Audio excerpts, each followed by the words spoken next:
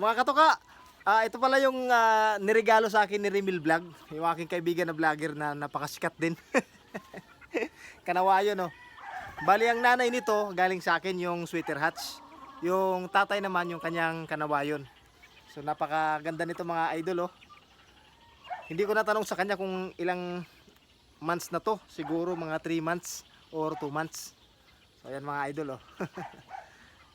So shout out kay Remil Vlog. At siyempre nagpapasalamat tayo sa kanya dahil ilang beses na akong nabigyan ni Remil Vlog. Ako hindi ako nakabigay sa kanya. Sorry idol, kaibigan kong Remil. Soon pag maka-breed ako, babawi ako sa'yo. Pero sa ngayon, itong binigay mo sa akin, aalagaan ko to at pakahalagahan. Pagdating ng tamang panahon, ay malalaman mo rin kung ano yung ating pwedeng ikuan dito. Pwede natin isali sa exam or sa ano pang mga breeding program. So ilagay ko muna dito.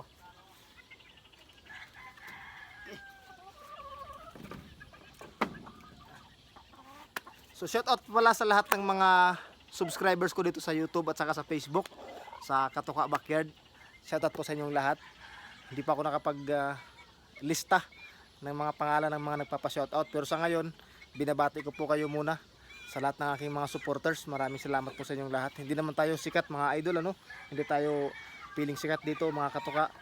Level lang tayo, kumbaga pantay-pantay lang po tayo. So ngayon mga katoka, ito ipakita ko lang itong isang gray dito, na isang napakagandang gray. Ito paborito ko mga katoka. Sa aking busing to, kay Boss Longlong. Itong tatlong gray na to, itong nasa kanan at nasa likod ko, ayan o. Bali tatlong magkakapatid to. Sa tatlo sa kanila, lahat paborito ko, napakagaganda. Pero hindi ko pa to nakita yung, kung ano yung kanilang mga katangian. Pero next week siguro, pag pumunta dito si Boss Longlong, i-example namin to.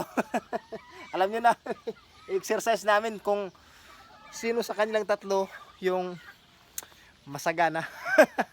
Maayos. Dito tayo mga katoka sa cording area. Tara habang medyo kita pa. Kasi mag-aalas 5 na ng hapon. Padilim na din. Medyo natagalan ako sa pag-vlog ngayon dahil nagpunta ako ng eskulahan. Nakita kami doon ni Tating Vlog at saka ni Backyard Bleeder. Ayan, yung aking mga kaibigan na napakasulit din naman. Napakaganda yung aming samahan doon. Kahit na kami po ay ulats. Bagsak yung lahat ng baon hurot. Ubos lahat ng baon. Pero ganun pa man, napakasaya naming nagbanding kami doon ni Tating Vlog at saka ni Backyard Bleeder, kay Sir Ariel, Boss Ariel. Napakabuting tao, napakabait na kaibigan.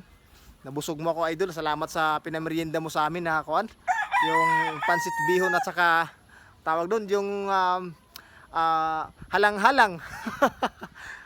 Napakasarap. Maraming salamat. Kahit na tayo ay bumagsak man sa exam, ay busog pa rin at masaya pa rin yung ating pagsasama doon. So salamat sa inyo. Ito nga pala mga katoka, ayan, yung isa sa mga kasali sa ating exam. This coming January. Bali tatlo ito. Yung last vlog ko hindi ko na ipakita sa inyo or na ipaalam sa inyo. So ngayong vlog na to ay papaalam ko po sa inyo. Ito naman po yung pangalawa. Ito yung Sweater Raptor. Ayan. Ayan, Sweater Raptor. Okay, so mahiyain po siya. At ito naman yung pangatlo. Bali tatlo yung aking tawag dito, pinagsasanay ngayon. Ako kasi yung pinagkatiwalaan ni Boss Longlong na tawag dito, mag-ensayo para sa darating na exam. Ito naman yung isa, yung Hatch Gray niya. Hatch Gray ni Boss Longlong.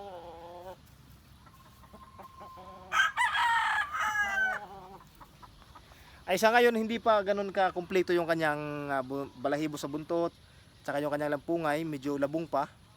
Pinapaganda pa natin para pagdating ng January ay maging magulang na. So pwede na talaga natin silang sabak sa exam. Sa mga classmate natin dyan, ano, magandang hapon sa inyong lahat. At good luck po sa inyong mga kuan dyan, mga exam nyo dyan. Sana'y tawag dito, sana'y pumasa yung bawat exam nyo. Ito pa,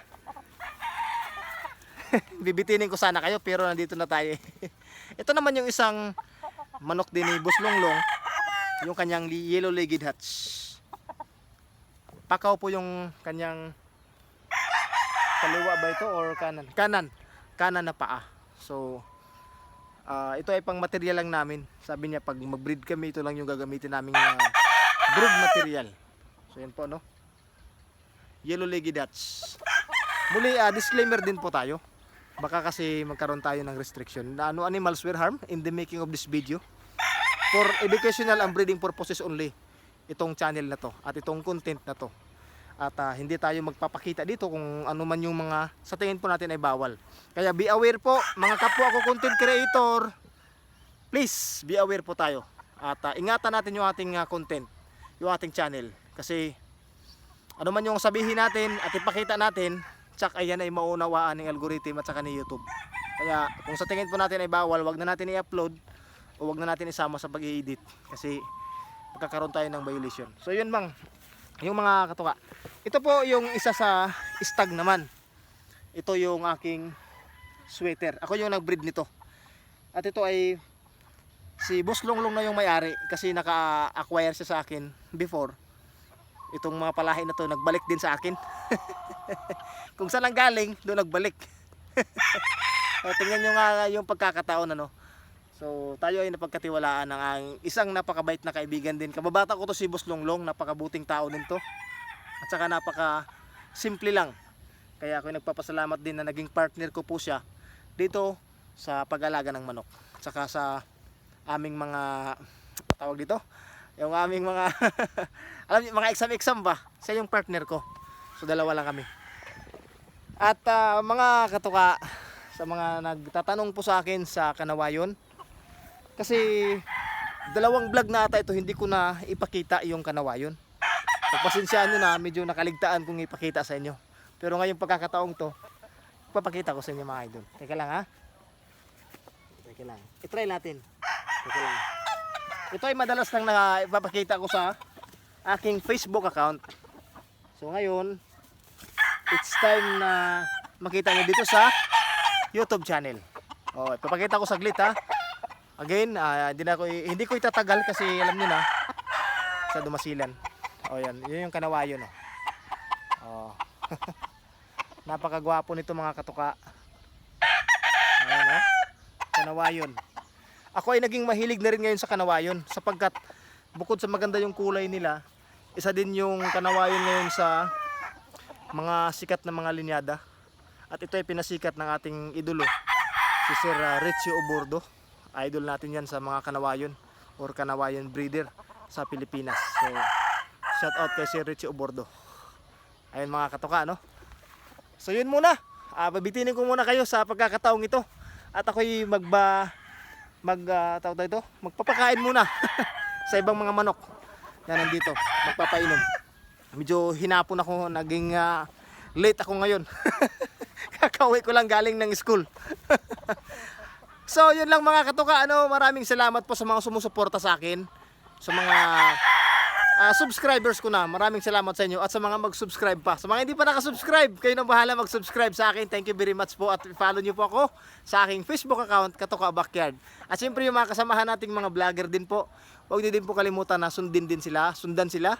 Yung ating mga kaibigan dyan, Melber Flores, siyempre yung ating idol at kaibigan, Rowel Amano ng SP. Yan, hindi ko nabanggitin yung S. So SP, yan. At sino pa, yung mga kaibigan natin, Rebel Vlog, Booknoise Vlog, shoutout sa inyo, Melbert Flores, and Airbox Family. At yung aking sponsor na napakalupit, napakaganda, yung ating samahan sa Team Excellence at Sir Jason Lagua Mangala. Salamat sir sa suporta. Ingat po kayong lahat sa mga subscribers ko. Next kong vlog, promise mag-shoutout po ako sa inyong lahat. At siyempre yung aking isa sa pinaka ito engager. Palagi nagko-comment. Hindi ko ibabas tong taong to kahit basher po siya sa akin. Pero napakasulit niyang nagko-comment at nag-engage sa akin palagi. Si Jerone Sinining. Ayan, shoutout sa iyo idol ha. Kung sino ka man, mabuhay ka at naunawaan ko. Sana maging kaibigan tayo. God bless. Ingat. Lagi natin tandaan ang sabong ay sports lang. Huwag tayong magpakalulong sa sugal. Ingat po kayong lahat. Sana masaya ka lang.